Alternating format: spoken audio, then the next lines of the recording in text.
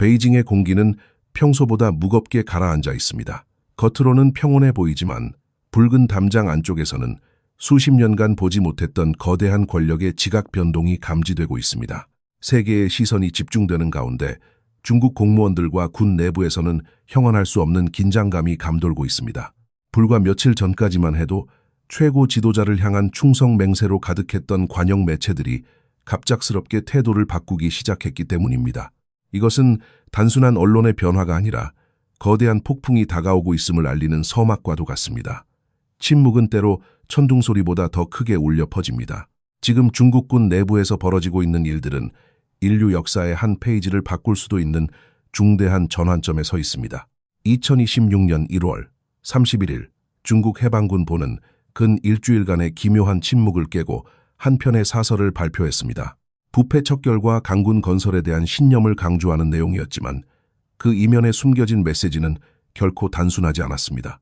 군위 주석 책임제를 관철하고 시진핑 주석의 지휘를 결사적으로 따라야 한다는 문구는 과거에도 수없이 반복되었습니다. 그러나 이번에는 달랐습니다. 장유샤와 류전리를 조사하고 처벌한 것이 반부패의 중대한 승리라고 선언하며 과거의 잔재를 제거하고 새롭게 태어나야 한다는 단어들이 강조되었습니다. 해외의 수많은 정치 분석가들은 이 대목에 주목하고 있습니다.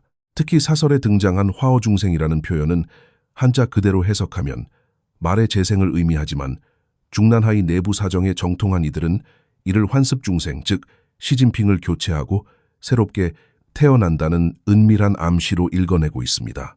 이것은 최고 권력자의 권위가 군 내부에서 심각한 도전을 받고 있다는 가장 명확한 신호입니다. 이러한 분위기를 뒷받침하듯 북경 위수구에서 발표된 최근 문건은 더욱 충격적입니다. 충성과 당의 지휘라는 단어 대신 경계와 충돌이라는 표현이 반복적으로 등장했습니다. 이는 외부의 적이 아니라 내부의 동난이나 병변을 방어하기 위한 군사적 대비 태세를 암시하는 것으로 해석됩니다. 한마디로 군 내부의 반란 가능성을 극도로 경계하고 있다는 뜻입니다. 동시에 중부전구 제83 집단군이 발표한 홍보물에는 눈 위를 걷는 병사의 발자국과 함께 전쟁터에서 죽음을 두려워하지 않는 군인의 혼을 강조하는 내용이 담겼습니다. 공교롭게도 이 시점은 장유샤 부주석의 체포설이 돌기 시작한 직후입니다. 문관 중심의 정치적 숙청이 군의 자존심과 사기에 얼마나 큰 타격을 주었는지를 단적으로 보여주는 사례입니다. 더욱 기이한 현상은 중국 전역의 전구와 각 군종 그리고 지방 매체들이 72시간이 넘도록 이 중대한 사설에 대해 어떠한 공식적인 반응도 내놓지 않고 있다는 점입니다. 평소라면 즉각적인 충성 서약이 이어졌어야 할 시점임에도 불구하고 기괴할 정도의 침묵이 유지되고 있습니다. 장유샤의 직무 이력 또한 아직 삭제되지 않은 채 남아 있습니다. 전문가들은 이를 두 가지 시나리오로 분석합니다. 첫째는 시진핑 주석을 옹호하는 세력과 군부 내 반대 세력이 팽팽하게 대치하고 있는 상황이며, 둘째는 상당수의 군 장성들이 침묵을 통해 시진핑 주석에 대한 불만과 반발을 표시하고 있다는 것입니다. 권력의 핵심인 군심이 이미 떠나버렸을 가능성을 배제할 수 없습니다. 권력의 핵심 인물들에 대한 불길한 소문은 베이징 전역을 휩쓸고 있습니다. 중국 군사위원회의 부주석인 허웨이둥이 이미 스스로 생을 마감했다는 소식이 전해졌습니다. 일부에서는 장유샤가 시진핑 주석에게 반기를 들었을 당시 교전 과정에서 사살되었을 가능성까지 제기하고 있습니다. 만약 이 소식들이 사실이라면 현재 중국 군사위원회에서 시진핑 주석의 손을 잡아줄 인물은 사실상 전무한 상태입니다. 마지막 남은 부주석인 장승민마저 자택에서 극단적인 선택을 했다는 미확인 보도가 이어지면서 시진핑 주석은 그야말로 광간사령, 즉 부하 없는 장수라는 처량한 신세로 전락하고 있습니다. 권력의 정점에서 가장 고독하고 위험한 순간을 맞이하고 있는 것입니다. 이 모든 혼란의 이면에는 시진핑 주석 개인의 깊은 공포가 자리 잡고 있습니다. 그는 고대부터 내려온 예언들을 비정상적일 정도로 깊게 믿고 있다고 알려져 있습니다. 특히 철판도라고 불리는 고대 예언서에 등장하는 활을 든 사람이라는 구절이 자신을 해칠 인물을 가리킨다고 굳게 믿고 있습니다. 공교롭게도 장유샤 부주석의 성씨인 장이라는 글자는 활궁자와 긴 장자로 이루어져 있습니다. 시진핑 주석은 장유샤를 예언 속의 그 인물로 지목하고 로켓군을 포함한 군부 전체를 잔인하게 숙청하기 시작했습니다. 하지만 이러한 행보는 오히려 군대의 총구를 자신에게로 향하게 만드는 자충수가 되었습니다. 예언을 피하기 위해 내린 결정들이 오히려 예언을 현실로 만드는 비극적인 순환을 낳고 있는 셈입니다. 중국 공산당의 역사는 이제 중대한 임계점에 도달해 있습니다. 내부의 권력 다툼은 더 이상 감출 수 없는 수준에 이르렀고 군부의 충성심은 바닥을 드러내고 있습니다. 베이징의 붉은 담장 뒤에서 벌어지는 이 치열한 생존 게임은 단순히 한 개인의 몰락을 넘어 거대한 체제의 붕괴를 예고하고 있습니다. 억압과 공포로 세워진 권력은 그 기반이 흔들릴 때 가장 먼저 내부로부터 무너져 내린다는 역사의 교훈이 지금 베이징에서 실시간으로 증명되고 있습니다. 전 세계는 이제 숨을 죽이고 이 거대한 제국이 맞이할 다음 장을 지켜보고 있습니다. 그것이 평화로운 이행일지 아니면 피비린내 나는 혼돈의 시작일지는 아무도 장담할 수 없습니다.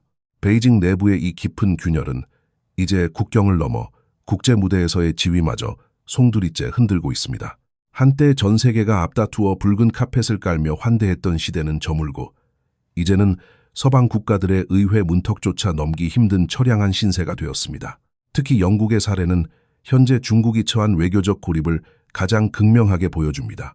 영국 키어 스타머 총리는 최근 중국과의 관계를 재설정하고 경제적 활로를 찾기 위해 시진핑 주석의 방영을 조심스럽게 타진하고 있었습니다. 그러나 영국 의회의 반응은 냉담하다 못해 서슬퍼런 칼날과 같았습니다. 린지 호일 하원 의장은 시진핑 주석이 영국 의회 의사당인 웨스트민스터 홀에 발을 들이는 것은 물론 그 어떤 연설도 허용할 수 없다는 강경한 입장을 공식화했습니다. 이는 중국 정부가 영국의 여러 의원들에게 가한 부당한 제재에 대한 단호한 응수이자 민주주의 체제 내에서 시진핑 주석은 더 이상 귀빈이 아니라 제한되어야 할 고위험 인물이라는 점을 명확히 선언한 것입니다. 총리실의 외교적 수사 뒤에 숨겨진 영국 민심의 본질은 베이징의 독재 권력을 향해 등을 돌리고 있습니다. 이러한 외교적 고립은 유럽뿐만 아니라 중국의 전통적인 우방국이었던 남미에서도 동시에 벌어지고 있습니다. 베네수엘라의 상황은 더욱 극적입니다.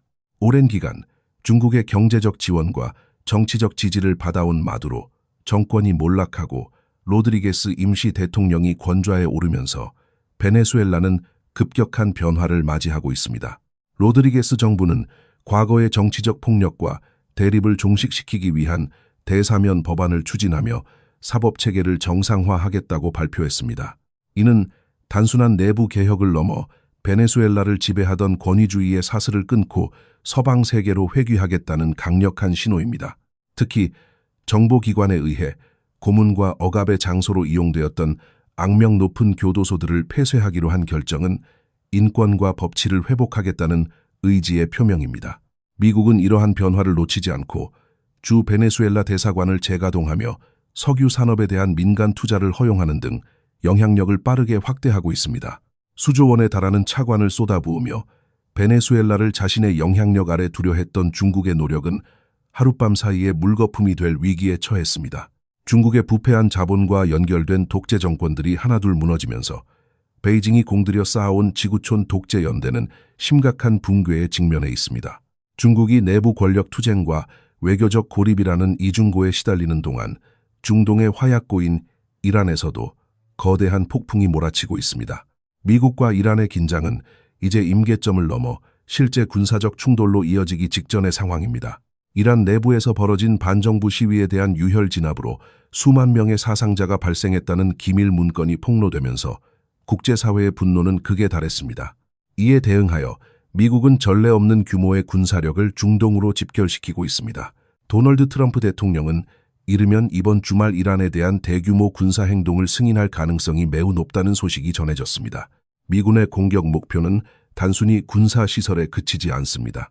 이란의 핵시설과 탄도미사일 기지는 물론 이슬람 혁명 수비대의 핵심 지도부를 타격하여 정권 자체를 교체하겠다는 강력한 목표를 설정하고 있습니다. 현재 중동 해역에 배치된 미군의 전력은 압도적입니다.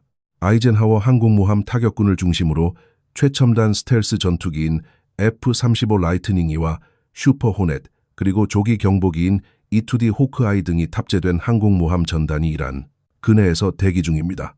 여기에 더해 알레이 버크급 구축함인 맥폴호와 버크호가 호르무즈 해협과 동지중해를 샅샅이 감시하며 언제든 정밀 타격에 나설 준비를 마쳤습니다. 미국은 이란의 방공망을 무력화하고 탄도미사일 발사 능력을 사전에 차단하기 위한 시나리오를 이미 완성한 것으로 알려졌습니다. 트럼프 대통령은 이번 작전이 장기전으로 흐르는 것을 경계하며 신속하고 단호한 타격을 통해 이란 정권의 숨통을 조이는 방식을 선호하고 있습니다. 이는 중동 지역에서 중국의 가장 강력한 파트너 중 하나인 이란을 무너뜨림으로써 중국의 에너지 안보와 지정학적 전략에 치명적인 타격을 입히겠다는 전략적 포석이기도 합니다. 한편 미국 내부에서도 정권 교체기에 따른 짧지만 강렬한 정치적 진통이 이어지고 있습니다. 연방정부의 예산안 처리가 지연되면서 일시적인 셧다운 상황이 발생했지만 이는 과거와 같은 장기적인 마비 상태와는 성격이 다릅니다. 민주당과 공화당은 국토안보부의 이민 집행 정책을 둘러싸고 팽팽한 신경전을 벌이고 있으나 핵심적인 정부 기능은 여전히 원활하게 작동하고 있습니다. 특히 저소득층을 위한 식품 보조 프로그램이나 응급관리국은 충분한 자금을 보유하고 있어 국민들의 실생활에는 큰 지장이 없을 것으로 보입니다. 국회는 조만간 복귀하여 합의안을 도출할 예정이며 이는 미국의 시스템이 여전히 견고하게 작동하고 있음을 보여주는 사례입니다. 중국이 지도자 한 사람의 예언과 공포에 휘둘려 시스템 전체가 흔들리는 것과는 대조적으로 미국은 민주주의적 절차 속에서 갈등을 해결하며 외부의 적을 향해 더욱 강력한 힘을 결집하고 있습니다. 세상의 눈은 이제 베이징과 테헤란, 그리고 런던과 워싱턴을 가로지르며 급변하는 권력의 지도를 쫓고 있습니다. 억압적인 체제들이 내부로부터 부패하고 외부로부터 고립되는 과정은 인류 역사에서 반복되어 온 필연적인 흐름입니다. 중국의 군부 숙청과 이란의 민중 봉기, 그리고 이를 둘러싼 서방 세계의 단호한 대응은 새로운 국제 질서가 재편되고 있음을 알리는 거대한 파동입니다. 독재와 공포로 유지되던 권력의 유통기한이 다하고 있다는 사실은 이제 그 누구도 부정할 수 없는 현실이 되었습니다. 전 세계가 숨죽이며 지켜보는 가운데 역사의 수레바퀴는 낡은 시대의 잔재를 뒤로하고 새로운 자유의 시대를 향해 거침없이 구르고 있습니다. 중국 내부의 혼란과 외교적 고립은 단순히 정무적인 수준에 머물지 않습니다. 체제의 부패와 감시망은 이제 유럽의 심장부인 프랑스 파리의 화려한 거리까지 뻗쳐 있으며 그 과정에서 벌어진 기괴한 사건들은 권력층의 이면을 적나라하게 드러내고 있습니다. 2026년 1월 30일 파리의 한 고급 주택가에서 발생한 강도 사건은 전 세계의 이목을 집중시켰습니다. 피해자는 놀랍게도 중국의 인민대표대회 대표, 즉 국회의원급에 해당하는 고위 인사였습니다. 한밤중에 침입한 괴한들에 의해 약 700만 유로, 한화로 약 100억 원에 달하는 보석과 명품들이 순식간에 사라졌습니다. 현장에 강제로 침입한 흔적이 없었다는 점과 범인들이 열쇠를 사용한 것으로 보인다는 수사 결과는 이 사건이 단순한 우발적 범죄가 아님을 시사합니다. 이는 내부 사정을 잘 아는 면식범의 소행이거나 혹은 중국 권력층 내부의 갈등이 해외에서 물리적인 충돌로 번진 결과일 가능성을 배제할 수 없습니다. 인민의 대변자라고 자처하는 인물이 어떻게 파리의 최고급 주택가에서 그토록 막대한 자산을 보유하고 있었는지에 대한 의문은 체제의 도덕적 파산을 상징적으로 보여줍니다. 하지만 이 사건이 던지는 메시지는 단순히 부패에 그치지 않습니다. 프랑스 정보 당국은 오래전부터 파리 시내에서 활동하는 중국의 공식 혹은 비공식 조직들의 움직임을 예의주시해 왔습니다. 파리 제18구의 한 주택가에서 위구르족 생존자들을 감시하고 협박하던 일당이 경찰에 붙잡힌 사건은 빙산의 일각에 불과합니다. 이들 중에는 중국 공무원 여권을 소지한 인물이 포함되어 있었으며 이는 중국의 국가안보부처가 해외에서도 자국민과 이견을 가진 인사들을 조직적으로 탄압하고 있음을 입증하는 사례입니다. 인권단체들의 보고에 따르면 프랑스를 포함한 전 세계 50여 개국에서 100개가 넘는 비밀 경찰서가 운영되고 있으며 이러한 거점들은 도망친 부패 관료를 압송하거나 체제의 비판적인 인물들을 감시하는 데 사용되고 있습니다. 프랑스 당국이 최근 이러한 비밀 거점 9곳을 폐쇄하고 관련자들에게 추방령을 내린 것은 더 이상 민주주의 국가들이 중국의 초법적인 권력 행사를 묵인하지 않겠다는 강력한 경고입니다. 베이징의 붉은 담장 안에서 시작된 숙청의 칼바람이 파리의 뒷골목까지 이어지고 있는 이 기막힌 현실은 현재 중국이라는 거대한 시스템이 얼마나 불안정한 상태인지를 보여줍니다. 군부 내에서의 암투, 최고 지도자의 예언에 대한 집착, 그리고 해외로 유출된 막대한 부와 이를 감시하는 비밀 경찰의 네트워크는 서로 복잡하게 얽혀 거대한 붕괴의 전조를 형성하고 있습니다. 시스템 내부의 부패가 임계점에 도달하면 그것을 덮기 위한 공포 정치는 더욱 강화될 수밖에 없고 그 결과는 결국 내부로부터의 파열로 이어지게 마련입니다. 우리는 지금 역사의 거대한 소용돌이 속에 서 있습니다. 중난하이의 밀실에서 벌어지는 피비린내 나는 권력 다툼부터 중동의 사막 위로 집결하는 미군의 전함들, 그리고 런던과 파리에서 울려 퍼지는 자유를 향한 외침까지 이 모든 사건은 하나의 점으로 연결되고 있습니다. 그것은 바로 억압과 통제로 세워진 모래성이 무너지고 진실과 투명성이 승리하는 새로운 시대의 도래입니다. 최고 권력자가 아무리 군을 장악하고 예언을 피하려 발버둥 쳐도 역사의 수레바퀴는 멈추지 않습니다. 군심이 떠나고 외교적으로 고립되며 내부 시스템이 부패로 썩어 들어가는 상황에서 한 개인의 의지만으로는 거대한 시대의 흐름을 막을 수 없기 때문입니다. 베이징의 침묵은 곧 다가올 폭풍을 예고하는 전주곡일 뿐입니다. 우리는 이 긴박한 변화의 과정에서 어떤 가치를 지켜내야 할지 깊이 고민해야 합니다. 자유와 민주주의, 그리고 인권이라는 보편적 가치가 억압적인 체제보다 얼마나 더 강한 생명력을 가졌는지 역사는 다시 한번 증명해 보일 것입니다. 이제 남은 질문은 이 거대한 제국이 무너진 자리에 어떤 미래가 세워질 것인가 하는 점입니다.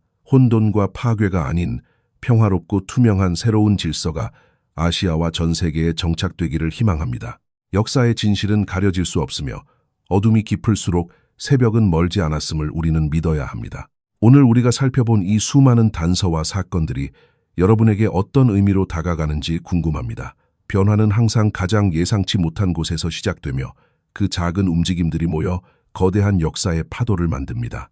이번 사태를 통해 여러분이 느낀 생각이나 개인적인 견해 혹은 알고 계신 또 다른 이야기들이 있다면 자유롭게 나누어 주시기 바랍니다. 여러분의 소중한 의견은 우리가 이 복잡한 세상을 더 깊이 이해하는 데 큰 힘이 됩니다. 우리는 앞으로도 정의와 진실의 편에 서서 이 격변하는 세계의 흐름을 가장 객관적이고 깊이 있게 전달해 드릴 것을 약속드립니다. 새로운 시대를 향한 이 여정에 함께 해주셔서 진심으로 감사합니다.